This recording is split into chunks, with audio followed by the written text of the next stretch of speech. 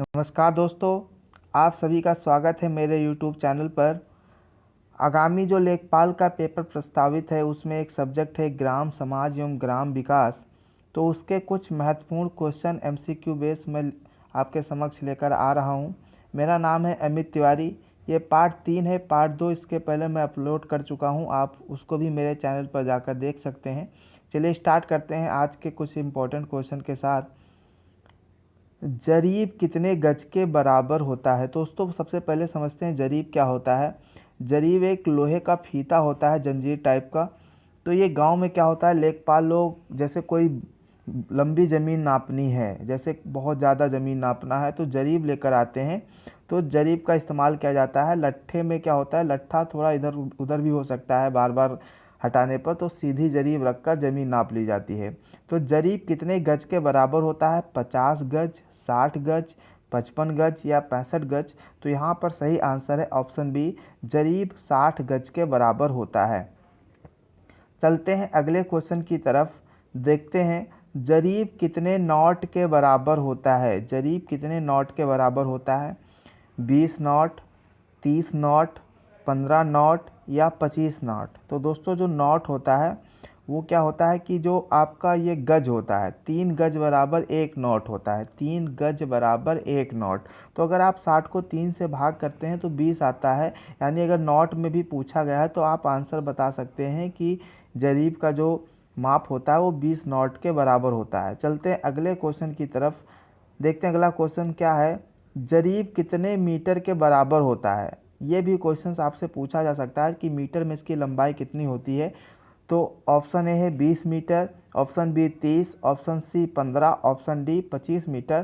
तो इसका सही आंसर है ऑप्शन ए 20 मीटर। तो जरीब 20 मीटर के बराबर होता है। अगला क्वेश्चन क्या है, जरीब में कितनी कड़ियाँ होती हैं? तो ये कड़ियाँ पूछी गई हैं। तो जरीब में जो कड़ियाँ होती हैं वो 20-20 सेंटीमीटर के दूरी पर 100 कड़ी लगे होते हैं, और उन कड़ियों के बीच में एक कड़ी से दूसरा कड़ी के बीच में 2 छल्ले लगे होते हैं दोस्तों। तो जरीब में कुल 20-20 के कितने होते हैं कड़ियाँ? तो ये 100, ऑप्शन सी सही है। 20-20 सेंटीमीटर की 100 कड़ियाँ होती हैं।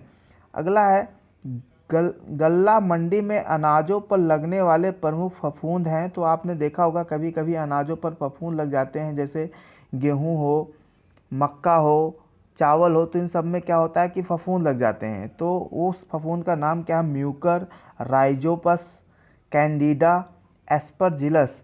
तो इसका सही आंसर है एस्परजिलस, ऑप्शन डी सही है। चलते हैं अगले क्वेश्चन की तरफ। कोल्ड स्टोरेज का तापमान कितना होता है? दोस्तों कोल्ड स्टोरेज में आलू या कोई सब्जियां कोल्ड स्टोरेज में रखी जाती हैं कि ज़्यादा दिन तक वो सुरक्षित रहें। तो कोल्ड स्टोरेज का तापमान कितना होता है? 0 से 10 फ़ारेनहाइट, 0 से 20 फ़ारेनहाइट, 0 से 30 फ़ारेनहाइट या 0 से 15 फ़ारेनहाइट। अगर आप 0 से 10 फ़ारेनहाइट लगा रहे हैं तो आप यहाँ बिल्कुल गलत हैं। यहाँ पर ऑप्शन सी सही है, 0 से 30 फ़ारेनहाइट। चलते हैं अगले क्वेश्चन की तरफ। कितने तापमान पर अंडा और दूध सुरक्षित रखे जाते हैं? तो अंडा और दूध को सुरक्षित रखने के लिए कौन सा तापमान ज़्यादा ज़रूरी है?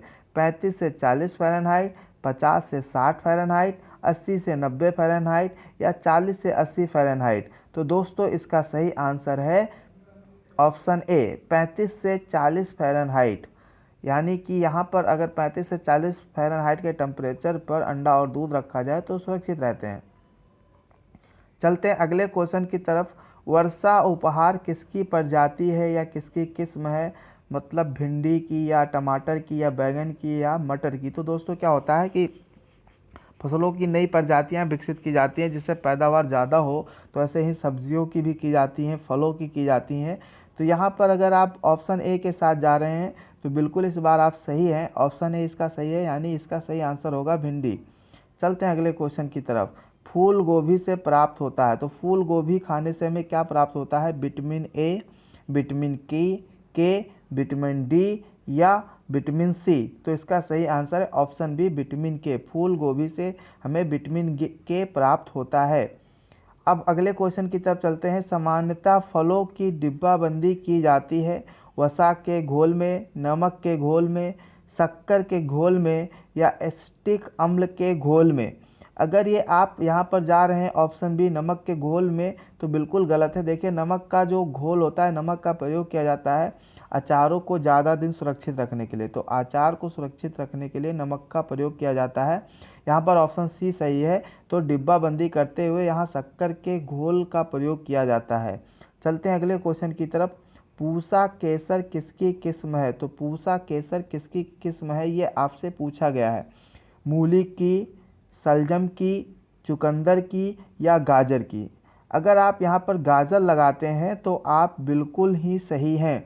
पूसा केसर एक गाजर की किस्म होती है। तो यहाँ पर ऑप्शन डी क्या है, सही है। चलते हैं अगले क्वेश्चन की तरफ।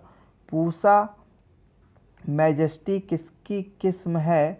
मूली की, नाशपाती की, केला की या पपीता की?